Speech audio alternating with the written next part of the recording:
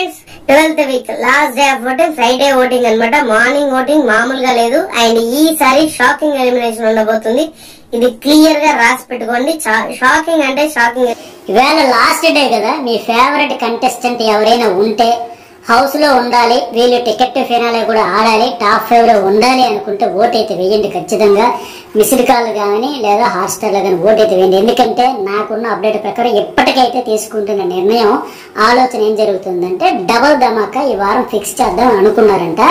అదే జరిగితే ఒకే దెబ్బకి 2 పెట్టినట్టుగా ఒకే వారం ఇద్దరు అవుట్ అయిపోతారు కనుక నేను 1 గంట సార్లు చెబుతున్నా. ఈ 12, 13, 14 వారాలు కదా, సో ఈ వారం పెట్టేస్తే బాగుంటుంది అని ఒక ఎక్కువ ఆలోచన. తర్వాత లేదంటే వచ్చే వారం పెడదామని. ఎందుకంటే వచ్చే వారం 13వ వారం కంటే దగ్గర పడే కొద్దీ టాప్ 5 వయసులో అందరూ పెంచుకుంటారు కదా.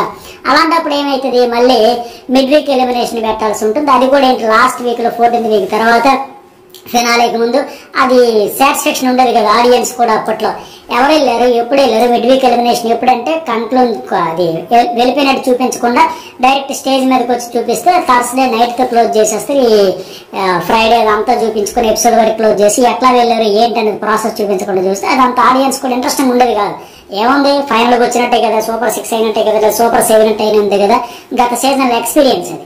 మళ్ళీ అంతవరకు పెంచుకునే కంటే ఇప్పుడే డబుల్ ధమాకా పెట్టి పంపిస్తే ఎట్లా ఉంటుందని ఆలోచన చేస్తున్నారంట. అందుకోసమే నేను మరీ చెబుతా ఉన్నా, ఈ వారం వెళ్ళిపోయే ఛాన్స్ కూడా ఉంది కనుక మీరైతే ఖచ్చితంగా ఓటు వేయండి. పోస్ట్స్ లో కూడా నేను ఒపీనియన్ పోల్ పెట్టి అందులో కూడా ఓటు వేయండి. అట్లాగే ఎవరు ఉండాలనుకుంటున్నారో కామెంట్ కూడా పెట్టండి. టాప్ 5 లో ఉండేదానికి ఎవరు అర్హులు, అసలు విన్నర్ ఎవరు, విన్నర్ మెటీరియల్ ఎవరు ఏంటనేది. ఎందుకంటే ఇంకో ప్లాన్ ఏంటంటే టికెట్ ఫినాలే కోసం 8 మందిని ఉంచాలని కూడా ఒక ప్లాన్ చేస్తున్నారంట. రకరకాల ఈక్వేషన్స్ ఉంటాయి కదా. అయితే ఏది ఫైనల్ కాదు కానీ కీడించి మేలించాలన్నట్టుగా మీ ఫేవరెట్ కంటెస్టెంట్ ఉంటే ఈ కంటెస్టెంట్ కోసమే నేను సీజన్ చూస్తాను అనుకునే వాళ్ళైతే వేస్తే బెటర్ అనేది నా ఒపీనియన్.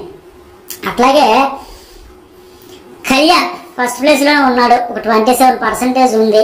అట్లాగే నెక్స్ట్ తనూజ ఉంది, ఆవిడకి కూడా ఫస్ట్ ఇతని గురించి చెప్పేసి ఆవిడ గురించి మాట్లాడదాం. కెప్టెన్సీ టాస్క్ లో కూడా ఇతని పర్ఫార్మెన్స్ కూడా ప్లస్సే అవుతుంది. ఎందుకంటే ప్రియాంక వచ్చి మిగతా వాళ్ళు డైరెక్ట్ గా సపోర్ట్ చేసేసారు. ఇప్పుడు ఎమ్మెల్యేల కోసం ఎవరు కావచ్చు, లేకపోతే శోభా శెట్టి దివ్య కోసం కావచ్చు, సోహైల్ వచ్చి వాళ్ళందరి కోసం కావచ్చు, ఇట్లా. బట్ ఇతని కోసం ఎఫర్ట్స్ పెట్టడం, తర్వాత లాస్ట్ రౌండ్ లో కూడా డీమన్ పవన్ తో ఆడిన రౌండ్ కావచ్చు, ఇవన్నీ కూడా అతనికి ఎఫెక్ట్స్ అన్ని చూస్తారు కనుక ఖచ్చితంగా ప్లస్ పాయింట్ అవుతుంది. ఒకప్పుడు బాగోలేదు కనుక గేమ్ తర్వాత ఇంప్రూవ్ చేసుకున్నాడు. మైనస్ లో చేసిన పొరపాట్లు మళ్ళీ చేయకుండా. మెయిన్ బిగ్ బాస్ హౌస్ లో తెలుసుకోవాల్సింది, నేర్చుకోవాల్సింది ఏంటంటే బాబు నువ్వు ఇట్లా ఏమీ ఒక మిస్టేక్ జరుగుతుంది, ఇప్పుడు ఆ వాగార్పులు, తలలు నిమరడాలు, చేతులు వేయడాలు ఇట్లాంటివన్నీ మైనస్ అవుతున్నాయి. చెప్పిన తర్వాత మళ్ళీ రిపీట్ చేస్తే ఇంకేం ఎవరేం చెప్పలేరు అనుకో. చెప్పిన తర్వాత చేయకుండా వల్ల గ్రాఫ్ పెరుగుద్ది ఆటోమేటిక్ గా. పైగా తన గేమ్ దాన్ని ఆడుకుంటున్నాడు. ఏదో కన్నింగ్ స్ట్రాటజీలు, ఎలా గెలిచేయడం అలాంటి పనికిమాలిన స్ట్రాటజీలు లేవు. నా వరకు వస్తే నేను 100% ఇస్తా, లేకపోతే కానుకుంటా, అట్లా మీన్స్. సో మంచిగానే గ్రాఫ్ అయితే ఉంది, 27%. అట్లాగే 2వ ప్లేస్ లో తనూజ ఉంది, ఆవిడకేమో ఒక 25% ఇట్లా జరుగుతూ ఉంది. మెయిన్ ఏంటంటే ఈ అమ్మాయికి ఫిమేల్ విన్నర్ అయితే చూడాలి అనుకునే వాళ్ళు చాలా మంది ఉంటారు. మరి అవలదా ఏంటంటే అయ్యింది, బిందుమాధవి ఓటీటీ సీజన్ లో అయ్యింది, బ్రహ్మాండంగా ఆడింది, ఇచ్చిపడేసింది. ఆడపులి అన్నదానికి, టైగర్ అన్నదానికి ఆవిడ జనరల్ గా కంటెస్టెంట్స్ ఏంటంటే మైకిల మీద టైగర్ లైన్ ఇట్లా పెట్టుకుంటారు కదా. బట్ ఆవిడకి ఆడియన్స్ నుంచే వచ్చింది ఆ వైబ్, ఆవిడ అయ్యింది కాదనట్లే. అయినా సరే ఇంకొంతమంది ఏమంటారంటే అది ఓటీటీ కదా అప్పుడు ఆవిడ అయ్యింది, బట్ మెయిన్ అవ్వాలి ఇక్కడ అనుకునే వాళ్ళు ఖచ్చితంగా ఇప్పుడు ఈ సీజన్ లో ఆ వైబ్ వచ్చింది వరకంటే తనూజ కూడా విన్నర్ అవుతుంది, తనూజ విన్నర్ అవ్వాలి, అయి తీరుతుందని కోరుకునే వాళ్ళు బలంగా సపోర్ట్ చేస్తారు. ఇక్కడ జనరల్ గా ఏంటంటే మేలు ఫిమేల్ అని ఉండదు కానీ, కాకపోతే ఎందుకు ఇలాంటి వైబ్ వస్తుంది అంటే మెయిన్ సీజన్ 2 కావచ్చు, 3 కావచ్చు, ఇట్లా ఆ రన్నర్ అప్ వరకు వచ్చి శ్రీముఖ్ వచ్చి అవుతుంది అనుకుంటే రన్నర్ అప్ తాగిపోవాల్సి వచ్చింది. అట్లాగే గీతా మాధురి ఆ సీజన్ 2 లో, ఇంకా సీజన్ 4 లో హారిక, వీళ్ళందరూ మంచి పర్ఫార్మెన్స్ చేశారు. అట్లాగే సీజన్ 5 చూసుకున్నా ఇట్లా ఇంతవరకు అవ్వలేదు. అసలు అవుతారా అవరా, అయి తీరాలి కదా, అయితే బాగుంటుంది కదా, ఆ వైబ్ ఉంటుంది కదా. ఫీమేల్ కంటెస్టెంట్లు అయినా సరే అది చెప్పుకున్నా కానీ బాగుంటుంది. అమ్మయ్య వాళ్ళకి కాన్ఫిడెన్స్ పెరుగుతుంది. లేకపోతే ఏంటి బిగ్ బాస్ అంటే ఇప్పుడు టికెట్ ఫినాల్ టాస్క్ లో ఓన్లీ మేలే గెలుస్తారు, అట్లాగో బిగ్ బాస్ అని కూడా ఓన్లీ మేలే గెలుస్తారా, ఫిమేల్ గెలరా అని కొంతమంది కాన్ఫిడెన్స్ కోల్పోతారు. అట్లాంటి వాళ్ళందరికీ ఒక బూస్టర్, తనూజ సాధించింది, మనం కూడా ఆడొచ్చు, గెలవచ్చు, కాన్ఫిడెన్స్ పెంచేదానికి కూడా స్కోప్ ఉంటుంది. అట్లాంటి వాళ్ళందరూ ఖచ్చితంగా సపోర్ట్ చేస్తారు. అయితే ఈ అమ్మాయి ఇప్పుడు ప్రస్తుతానికి ఏంటంటే గత ఆ దివ్య తనూజ గొడవ తర్వాత కంటెంట్ తగ్గింది. నిన్న వచ్చిన తర్వాత ప్రిన్స్ ఎవరు వచ్చి మళ్ళీ ఆయన ప్రపోజ్ చేయడం, ఆ ఫన్ క్రియేట్ చేయడం, ఆ ట్రాక్ మాదిరిగా సంథింగ్ ట్రై చేసినట్టుగా ఫ్లట్టింగ్ చేయడం, ఇదంతా ఫన్ మోడ్ లో వచ్చింది. బట్ ఎలాంటి దీనికి ఎక్కువగా ఆడియన్స్ తో కనెక్షన్ రాదు. ఎనివే పర్వాలేదు, ప్రస్తుతానికి సేఫ్ జోన్ లో పక్కగా విన్నర్ మెటీరియల్ రేస్ లో ఉంది. ఆయన 27 కళ్యాణ్ డామినేషన్ లో ఉంటే ఈమె 25% ఇట్లా ఉంది. ఇక మూడో ప్లేస్ లో ఇమాన్యుయల్. ఇతను ఉండాల్సిన కంటెస్టెంట్ 14-15 అయితే ఇట్లా ఉంది. యావరేజ్ గా ఓవరాల్ గా చూసుకుంటే ఖచ్చితంగా విన్నర్ మెటీరియల్ అనుకున్నవాడు టాప్ 3లో సెటిల్ అయిపోయేలా ఉన్నాడు. ఇమాన్యుయల్ లాంటి కంటెస్టెంట్ హౌస్ కి అవసరం, ఆ హార్మోని కూడా అవసరం. చాలా హెల్దీ కామెడీ చేసుకుంటూ నొప్పించక తానవ్వకని మాదిరిగా నవ్విస్తూ వచ్చిన గెస్టులు కావచ్చు, ఎక్స్ కంటెస్టెంట్లు కావచ్చు, చాలా ఫన్నీగా ఉంది కదా. ఇప్పుడు మనకి ఎగ్జాంపుల్ గౌతమ్ ప్రపోజ్ చేయడానికి స్కిట్ పెట్టినప్పుడు కూడా పల్లెల్ని నమ్మనం అంటే మధ్యలో ఏదో సీన్ క్రియేట్ చేసుకుని అసలు మిగతా వాళ్ళు ఏ కంటెంట్ చేయాలన్నా స్కిట్ చేయాలన్నా ఇతను ఇన్పుట్స్ ఇవ్వడం వల్ల, లేకపోతే ఇంకా దారుణంగా ఉండేది పరిస్థితి. అయితే ఇతని బ్యాడ్ లక్ ఏంటంటే నిన్న శోభా శెట్టి చెప్పినట్టుగా ఫైర్ అన్ని ఉన్నాయి, అంతా బాగుంది. ఫైర్ మిస్ అయ్యింది. ఆ ఫైర్ ఉంటుంటే ఇంకా బాగుండేది. ఆ ఫైర్ బ్యాడ్ లక్ అతనికి. అది కూడా ఉంటుంటే పక్కగా విన్నర్ మెటీరియల్. ఎందుకంటే ఆయన పెట్టినంత ఎఫెక్ట్స్ మొజాల మంది నడిపించారు అంటారు కదా, దానికి ఒక లైవ్ ఎగ్జాంపుల్ ఇతను. ఇక 4th ప్లేస్ లో బర్నీ ఉన్నాడు 8%. ఖచ్చితంగా సింపతి వర్కౌట్ అవుతుంది. నాగబాబు రావడం కూడా వాళ్ళ పొలిటికల్ బ్యాక్గ్రౌండ్ ఇవన్నీ ఉంటాయి కదా, పార్టీ సోన్సో సీనియర్ ఆర్టిస్ట్ ఆయనకు కూడా పరిచయాలు సోన్సో, ఆ బ్యాక్గ్రౌండ్ కూడా కలిసి వస్తుంది. అది ఖచ్చితంగా plus point, sympathy main.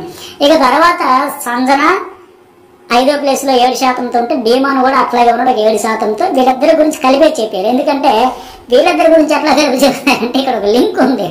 Ritu Chowdary ప్రతిసారి వెళ్లి సంజనానికి ఎలకడం వల్ల, అంటే ఇప్పుడు గత నామినేషన్ నుంచి ఇప్పుడు ప్రోమో నుంచి ఇప్పుడు కెప్టెన్సీ కంటెంట్ టాస్క్ లో కూడా ఆవిడని తీసేసి ఆవిడ పెట్టడం వల్ల మాది పవిత్ర ప్రేమ, మాది పవిత్ర ఆత్మ, మాది జెన్యున్ ఫీలింగ్స్, మాది జెన్యున్ ఎమోషన్, మీరు అసలు ఏం గేమ్ ఆడుతున్నారంటే అవునా నా గేమ్ కనబడట్లేదా, నువ్వేం చేస్తున్నావు అని ఆవిడ చెలరేగిపోతా ఉంటే ఆవిడ తిరిగి డీమోన్కి దెబ్బ పడిపోతా ఉంది. ఇప్పుడు డీమోన్ పాపం ఎఫెక్ట్స్ అన్ని పెడుతున్నాడు, 100% ఇచ్చి పడేస్తున్న టాస్క్లన్నీ.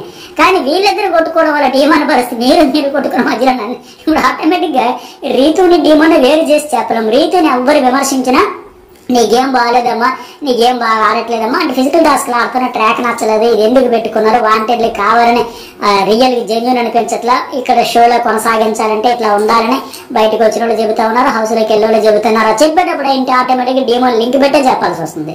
ఆయన మీరు కుట్టుకోకుండా నన్ను ఎందుకు వాగుతారు ఆయన అనే పరిస్థితి ఆయనకు వచ్చింది. ఇప్పుడు దివ్య తనుజ బర్నీ వాళ్ళిద్దరు గొడవడే కొట్లాడి ఇవన్నీ చేసి బర్నీకి అట్లా పడుతుంది. అయితే రీతు చౌదరి గేమ్ ఇన్ని రోజులు చూసిన ఆడియన్స్ కి ఏంటంటే ఫ్యామిలీ ఆడియన్స్ మెజారిటీ చూస్తారని బిగ్ బాస్ ఏంటంటే ఆ ట్రాక్ ఇరిటేటింగ్ గా ఉంటుంది, ఇబ్బందికరంగా ఉంటుంది. వాళ్ళందరూ ఖచ్చితంగా సంజనకు సపోర్ట్ చేస్తారు. ఈ 2 రోజుల పరిణామాలు గత నామినేషన్ నుంచి పరిణామాలను చూస్తే నాకేమనిపిస్తుంది అంటే ఈ రీతు చౌదరి కళ్యాణ్ ఎప్పుడైతే అప్పుడు కెప్టెన్స్ అప్పుడు కూడా ఇలా కనసాగిలు చేసి అట్లాగైనా లేపే తప్పించేవాడు ఉంటే నాకు దమ్ము శ్రీధర్ సపోర్ట్ చేయడం అప్పుడు గ్రాఫ్ పెంచినట్టుగా, నేను నామినేషన్ లో పెంచినట్టుగా, అట్లాగే ఇప్పుడు సంజనాను కూడా టాప్ 5 ఆశలు ఇప్పుడు సజీవంగా నిలబెట్టి తీసుకెళ్లి టాప్ 5 లో పెడతారు అనిపిస్తుంది. ఈ ఫ్యామిలీ ఆడియన్స్ అందరూ ఖచ్చితంగా సంజనాకు సపోర్ట్ చేస్తారు, ఆవిడకి మేలే జరుగుద్ది.